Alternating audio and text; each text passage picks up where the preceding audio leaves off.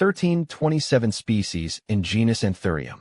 June 6th, Anthurium, anthurium, the flamingo flower, defines June 6th. Anthurium represents boldness and passion. You are unafraid to stand out and pursue your desires. Like this tropical bloom, you exude confidence and individuality. The anthurium, a flamingo in my living room. Hi, I'm Ferb, and I've got a confession. I'm a bit obsessed with anthuriums. These stunning tropical plants, with their vibrant spathes and unique forms, have completely captured my heart. Maybe it's the way their heart-shaped leaves seem to reach out, or the way their colorful spathes resemble a flamingo's wing, but they bring a touch of the exotic to my home. A diverse genus. Anthuriums belong to the Araceae family, which boasts over 1,000 species. That's right, there's an anthurium out there for everyone. From the classic red of Anthurium andrianum, flamingo lily, to the velvety black of Anthurium watermalians, black anthurium.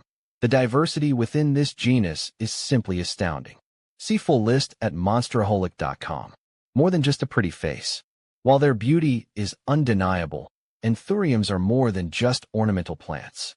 They also play a vital role in their natural ecosystems. As epiphytes, many anthuriums grow on other plants, like trees, for support. This allows them to reach sunlight in the dense rainforest canopy. They also provide food and shelter for various insects and animals. Interestingly, anthuriums are known for their air-purifying qualities. Studies have shown that they can remove harmful toxins like formaldehyde and ammonia from the air, making them a healthy addition to any home. Caring for my anthuriums. Now, I'll admit, anthuriums can be a bit finicky.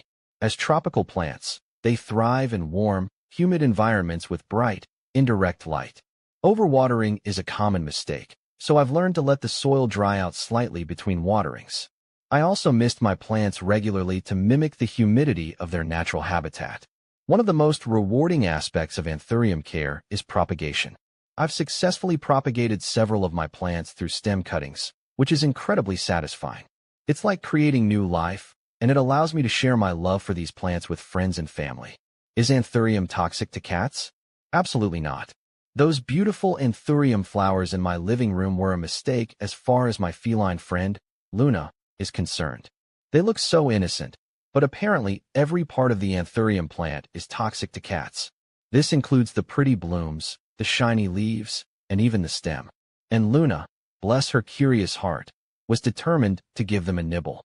After a quick online search, I learned that these plants contain calcium oxalate crystals, which can irritate their mouth and digestive system. No way was I risking Luna's health for a pretty flower. All my plants are now up on high shelves, well out of her poor reach. I even got her a scratching post shaped like a cactus to redirect her love of all things leafy. Live plants and curious cats can be a tricky combination, but I wouldn't trade either of them. How often to water anthurium? I find watering my anthurium a bit of a balancing act. These tropical beauties like some moisture, but their roots are sensitive to getting soggy. I've learned to water it about once a week, but I always check the soil first. Ideally, the top inch or two should feel dry before I give it another drink.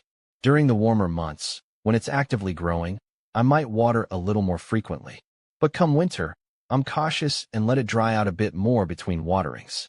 I've even gotten into the habit of using my finger to check the moisture deep down in the pot, just to be sure. It seems to be happy with this routine, rewarding me with its gorgeous, cheerful blooms. How long do anthurium plants live? My anthurium always looks so cheerful, and I hope to enjoy its bright blooms for a long time to come. Apparently, with proper care, anthuriums can live for several years. Some sources even say they can thrive for 5 years or more. That's good news. Of course, their lifespan depends on factors like whether they're grown indoors or outside, light levels, and how consistent I am with their care. I'm determined to do my best and keep mine flourishing. How to get anthurium to bloom.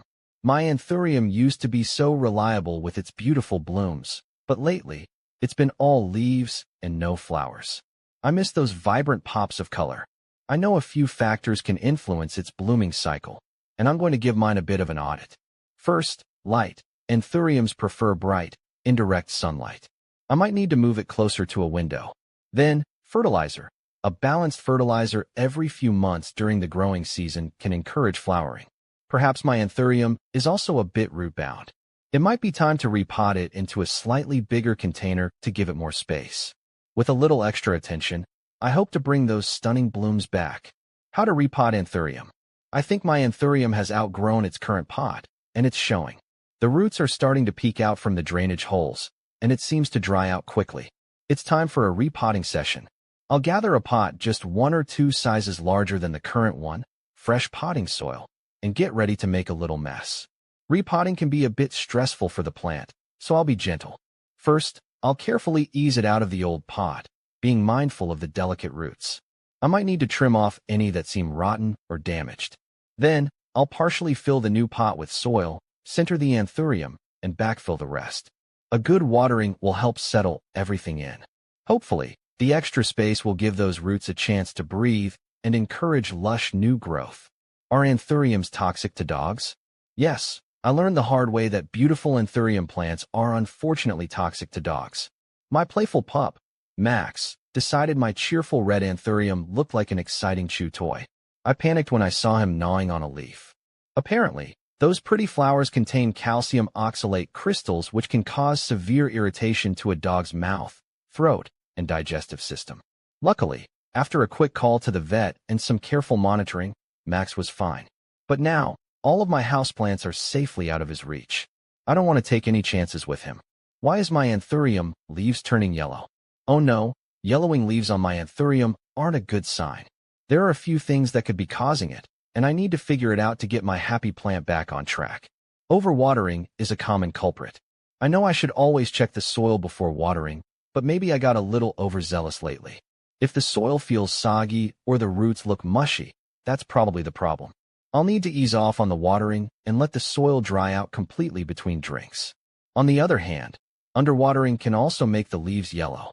Anthuriums like consistent moisture, so maybe I let it get too dry unintentionally. Sticking my finger in the soil to check feels a lot more reliable than just eyeballing it.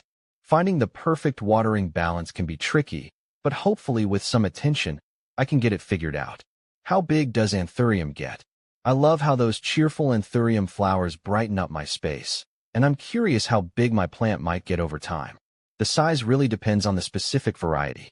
Some cultivars are quite compact, staying under a foot tall, while larger varieties can reach up to a few feet in height, especially when grown outdoors in their natural tropical habitats. My indoor anthurium seems to be pretty happy in its current pot, so I suspect it's a smaller type. Still, it's fun to imagine it growing into a lush, full plant and gracing my home with blooms for years to come. Do anthuriums like to be root-bound? While anthuriums can tolerate a bit of root-boundness, they still perform best with a little space. They'll let me know when their roots are getting too squished. Signs like stunted growth, leaves turning yellow, or roots trying to escape from the pot mean it's time to repot. Generally, I find that anthuriums perform best when repotted every 2 to 3 years or when I notice them becoming overcrowded in their current container. Fresh soil and slightly more space give their roots room to thrive and encourage healthy new growth and stunning blooms. Do anthuriums need sunlight? Absolutely. Anthuriums thrive in bright, indirect sunlight.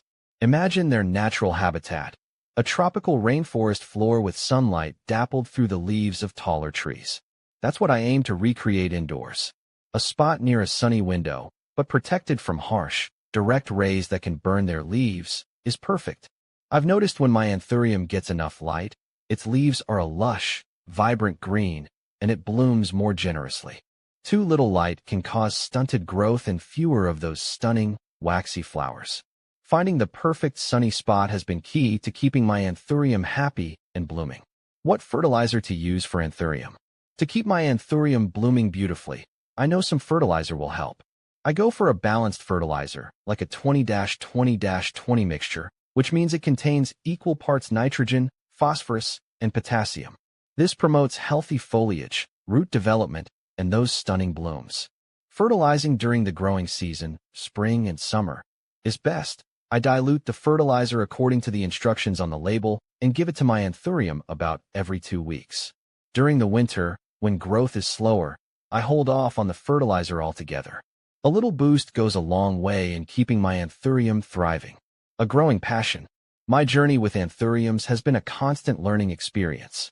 I'm always eager to discover new species and learn more about their unique characteristics.